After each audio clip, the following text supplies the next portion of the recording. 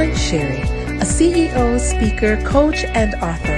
As a business leader, I'm on a mission to empower women everywhere to embrace their most authentic self by challenging what you already know, then stretch to consider a different perspective. I share moments with people all over the world who are already on that path and are willing to share that perspective with me. Join me as we transparently consider this.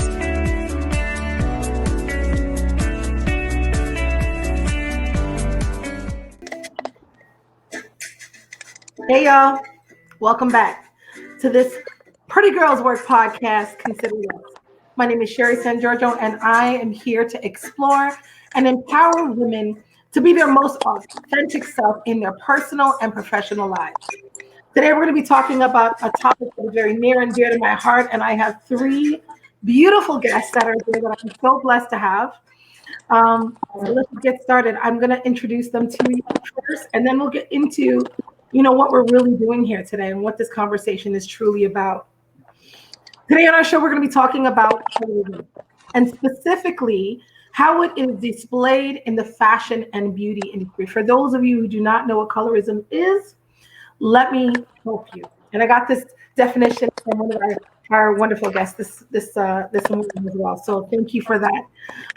A discrimination based on skin color, also known as statism. It's a form of prejudice or discrimination in which people who are usually members of the same race are treated differently based on the social implications which come with the societal and cultural meanings which are attached to skin color, colorism, okay? We're gonna talk about it a little bit more in depth, but honestly and truly, this has been something that's been in my life all my life, and it showed up in many different ways. Let me just get into it. And first and foremostly, let me honor my guests by saying, first and foremostly, thank you, ladies, for being here. I'm going to introduce them one by one so that you understand where they're at and where they're coming from, and really truly what they're doing. But what I want you to do is, before we end this podcast, I want you to go on Instagram and follow them at WHOSE NUDE, WHOSE NUDE. It's an Instagram page that is all about exposing and having us become more aware of colorism. And more importantly, how do we change it? How do we conduct ourselves with one another and do things differently? Let me introduce them. I'm so honored to have them. The first one is Sarafina McIntosh. Sarafina is the production manager of the WHOSE NUDE documentary. She works within the creative industry and has worked at various production film companies throughout the city. She has a passion for accurately conveying the truth through storytelling and filmmaking. She has her bachelor's from Carleton University and is currently pursuing project management at Humber College. Sarafina, thank you so much for being here. Thank you for having me. Awesome. Next, we have Jollene Phillips. Jollene is a project manager by day and a producer by night. She has spent the last several years creating and seeing projects through to a successful completion. Her endeavors on WHOSE NUDE is to allow her to dive into topics regarding race, colorism, and equality. Her master's certificate in project management speaks to her organizational leadership skills, and her Bachelor of Arts in Women's and Gender Studies permit her to not only be sensitive, but to understand the impact these topics have on the world around us. Thank you so much, Jollene, to be here. I cannot wait to get into this with you. Thanks for having me. I'm excited. Me too. And last, but of course never least, we have the beautiful Erin-Ashley Talucci, who is the director of the WHOSE NUDE documentary. She's a wardrobe stylist and a creative director. She's director, diversity, inclusion, and equity and social justice has always been her passion. And she holds a Bachelor of Arts in Women's and Gender Studies as well, and is completing her master's degree in social justice, diversity, and inclusion. Erin-Ashley, thank you so much for being here as well. Thank you. Awesome. All right, thank you, ladies, again for being here on Consider This. What an honor to have so much experience, passion, and conviction here at the table. So let's just dive in. When we think about colorism, when we hear the word colorism sometimes, I think that sometimes we kind of just disregard it as something that's just always been, we just deal with it, we tolerate it, it is what it is. But we know that its real main, I would say, characteristic is to divide, is to alienate, right? So my first question, I guess, would be for any one of you guys is how is something so damaging and that would divide a people, that would alienate people or make others feel less than, how could that be tolerated in the fashion and beauty industry? Or why do you feel that's tolerated in the fashion beauty industry? That's for anybody. I think I'll take a stab at it. I think what we have to understand is what we're really doing with this project is essentially trying to deconstruct something that's a norm. So the reason why it is tolerated and the reason why it continues to be perpetuated is because it's kind of embedded and ingrained in the society that we have now in terms of how we think about beauty and the standards and the expectations that have been created. So it makes more sense for it to be tolerated because it's normal behavior, right? That's what we're taught is that it's normal behavior. But what we're trying to do is deconstruct that notion and have that be unlearned so that we can then move forward to something different that's more inclusive. Okay. And that's a challenge. Go ahead, Erin-Ashley, go ahead. Yeah, I was going to say, to echo what Jollene was saying as well, you know, this notion of beauty in terms of colorism that we have, it's maintained by the dominant class, and it's essentially there to control us, right? And we're just kind of going along with the quote unquote norm and allowing them to kind of hold all this power. The power really holds between us. We're able to kind of shift that. So we just want to really bring awareness to that and the accountabilities to that. Yeah. And that's the other thing too, accountability. It's like when we hear things like, oh, I'm colorblind, you know, I don't have, when I look at people, I don't see color, you know, I just see the human being. And that sounds so wonderful, but our approach, and when we deal with it, does that make it worse when we hear people say things like I'm colorblind? Or is that something that would you say that's something that is helpful in us trying to develop a new norm? Like I've heard it so many times. Oh, I just see a human being, and I don't see color. I just see people, and I feel like. But is that ignoring? Is that a passive aggressive way of just, you know what I'm trying to say, guys? Like I don't know if that's necessarily helpful. Maybe we should see color and still honor the person. Like. Absolutely. I agree with you 100%, Sherri. I think that in saying that you're colorblind or that you don't see color, it's a phrase that's often used, but it's also a form of, you know, subtle microaggressions that we have to be aware of. Seeing my color is a part of seeing me.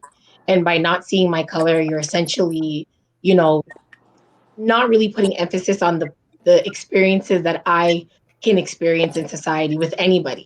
You know, so to not see color is to not see the issues, and thus you would not be able to help or, you know, push forward a more positive agenda. I think what we need to do is see color, but it's how we see color and make sure that we view color as being equal and inclusive. And I love how you said that. So seeing color is good.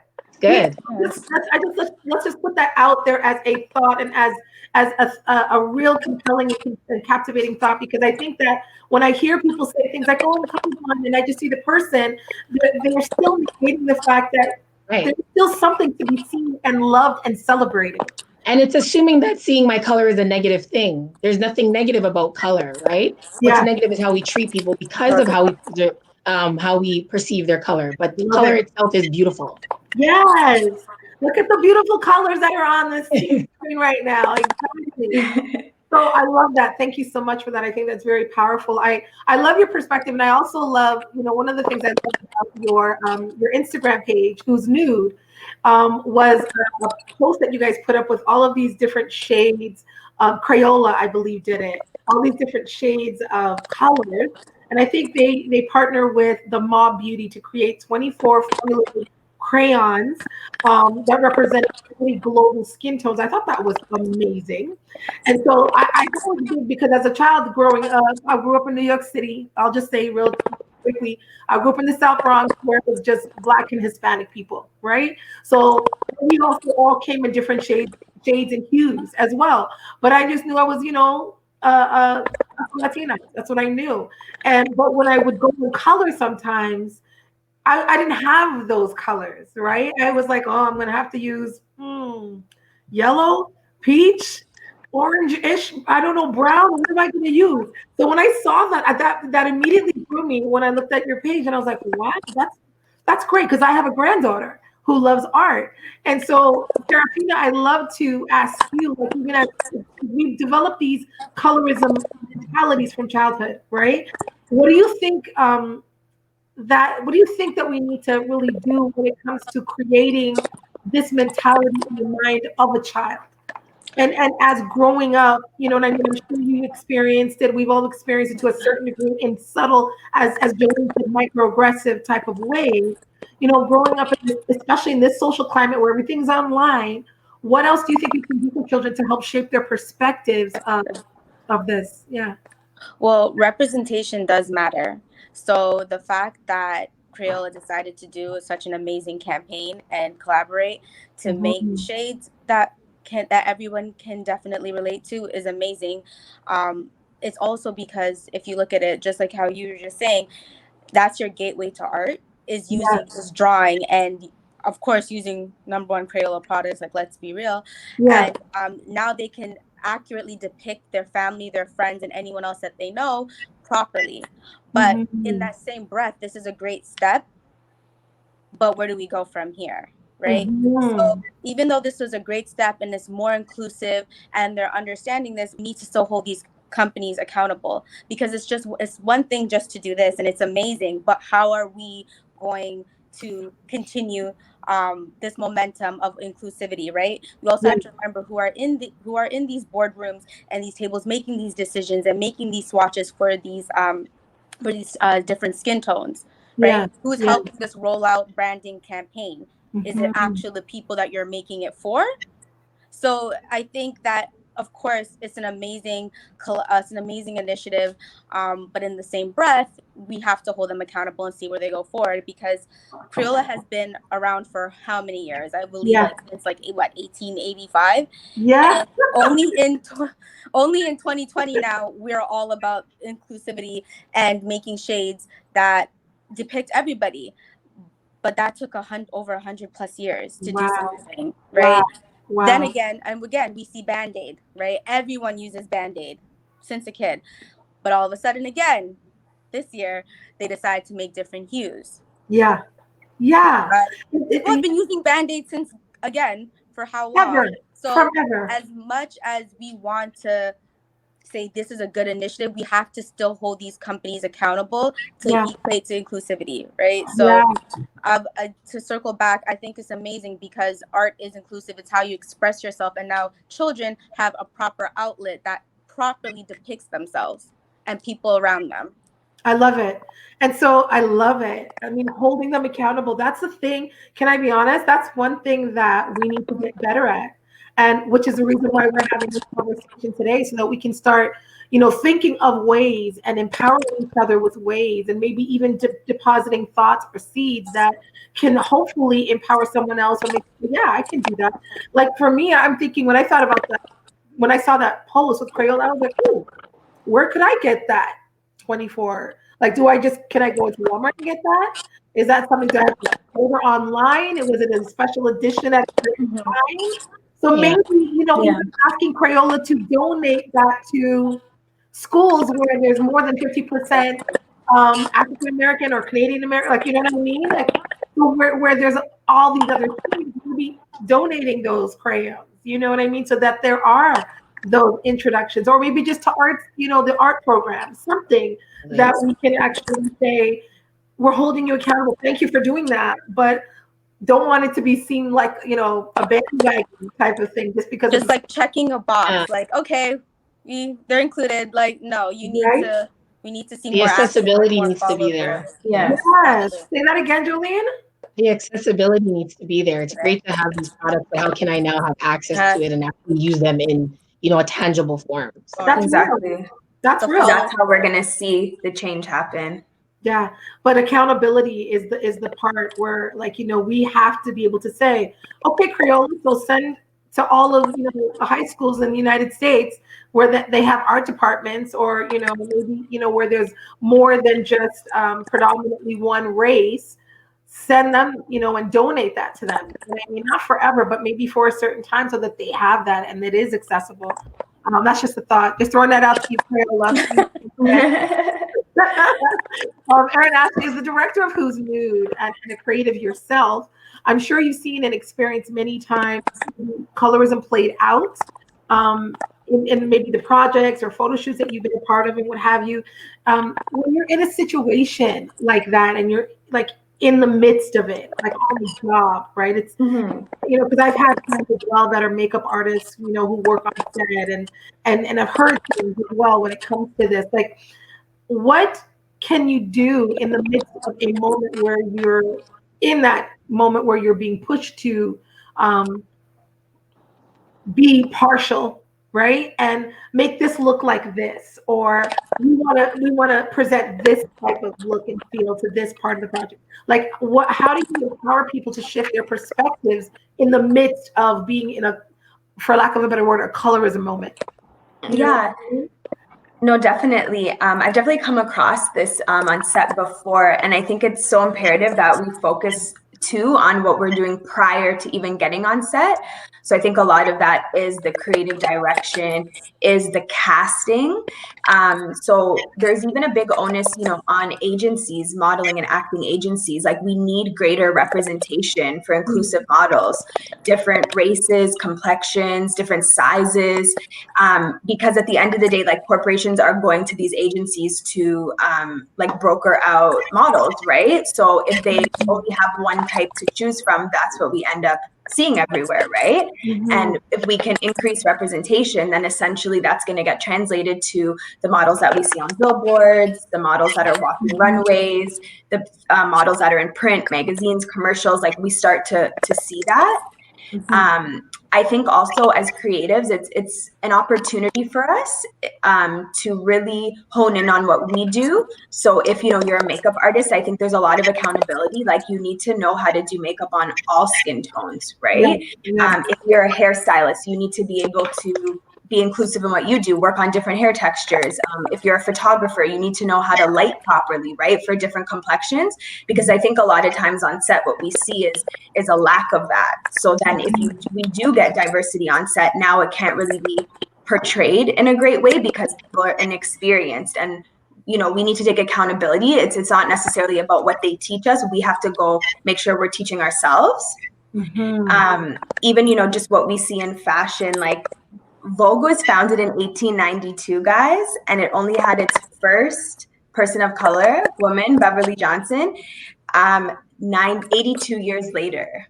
Like, it went 82 years, right, where we're just seeing one type of beauty. We're bombarded by this, which is problematic, right? And we need to, as creatives, we all need to be the best and inclusive about what we're doing so that we can therefore change what we're seeing, the images that we're seeing. Yeah, and it's proven that we are slow in growing. I mean, we're growing, yes, but we are slow in growing. And it brings me to my next question. Like, I usually, when I'm speaking to women and I encounter women where this issue of beauty and self-esteem comes up and how we see ourselves, I usually try to encourage women to own and celebrate your own beauty DNA, right? And I always try to really empower them to know that you've been created with it and just grow with it, and it's yours, embrace it, wear it like a crown, et cetera, et cetera. So in respect to the makeup industry, and I will say again, like, it took 82 years, as you just said, for Vogue to get through. Wonderful. Great that they got it. We need to continue growing. The beauty industry, back in the day, it was like, we're going to mix this foundation with that foundation to get our shade, right? And we've come a long way. Like, now you can go in, there's so many different brands that have expanded their shades.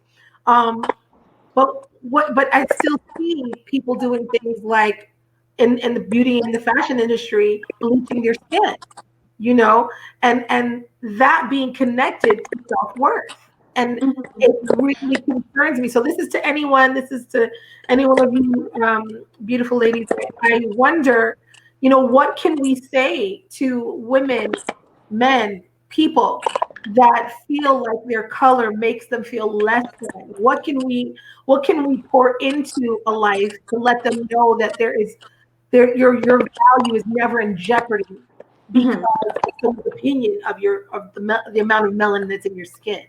right? You're always going to be valuable. How do we pour into them that, especially with what you just said, taking 82 years to get here, and then as well the much work that we still need to get. I think that we need to be very aware that, we don't want people to feel like they're falling into like dictated forms of beauty. Like there is no one picture of beauty, right? We all embody beauty. And I think we also need to be woke to the fact that like these industries are capitalizing like on the monetization of skin tone discrimination. Like by us feeling or someone feeling inferior based on, their skin tone and going out and buying that bleaching product, you're now making somebody from that dominant class that much richer based off of them, almost brainwashing us to believe that we need to conform to look inside a certain box. Yeah. So really, sorry, Jollene, did you want to say something on that? No, I was just going to piggyback off of Erin-Ashley. I 100% agree. I think something that we want to pour into people and we hope people get from, our project is knowledge is also power, and understanding your history is also powerful. And I think sometimes when we lose sight of that or we feel less than, it's because we don't remember where we come from, or we're not aware of where we come from and how beautiful it is so that we can appreciate it. So that's what I would love to pour into someone who felt like they needed to change what they look like. Like queens and kings look like you, honey. Like, okay. You know what I mean? Like, let's celebrate that. Yes. Like Jollene was saying, just exploring your roots and don't assimilate into the dominant culture. Yeah. Sarah, did you want to say anything to that as well?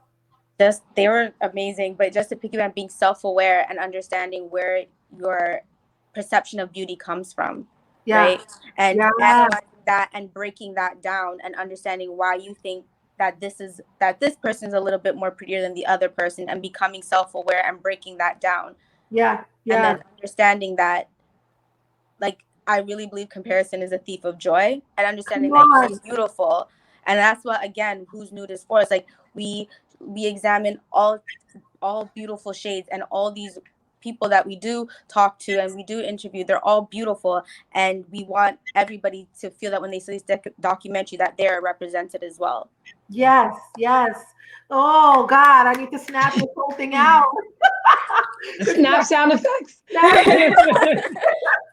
Preaching, but it's you know what? Even though we hear and we say yes, amen, like inside, we still battle with it because, as you just said, we compare, and sometimes we've been raised to believe that this is better than this, and we've believed it, right? So knowledge is power. Understanding where these things come from, as you said, like not pouring into or giving into the dominant culture and giving them that power to tell us who we are.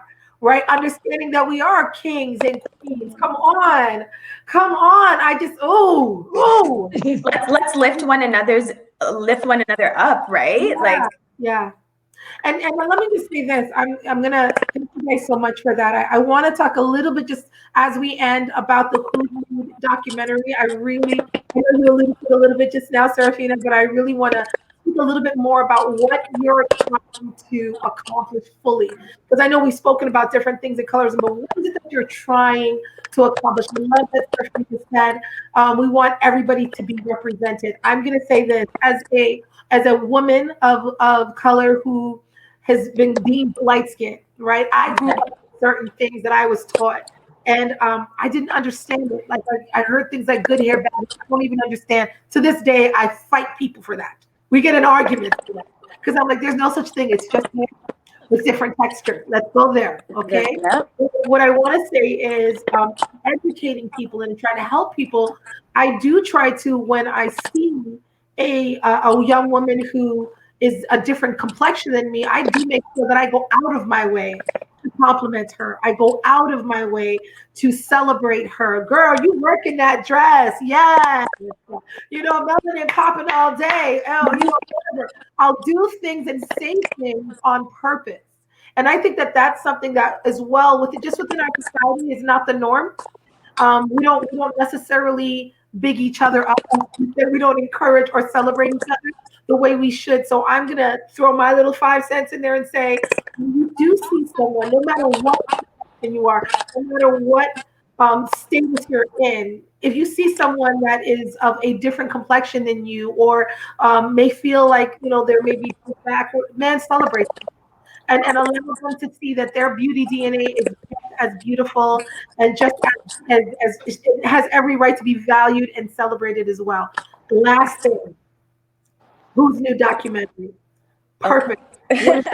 So through the Who's Nude documentary specifically, for me, is I want this documentary to definitely provoke an uncomfortable conversation. I want it to dissect everyone's perception of beauty, and I want them to analyze and become self-aware of why they think certain things are beautiful, right? Because you cannot progress or grow or change things without understanding and a deeper understanding. And that's what I want. And I want, of course, for everyone to watch this documentary to have a meaningful impact and try and change their community, which indefinitely will eventually change the world.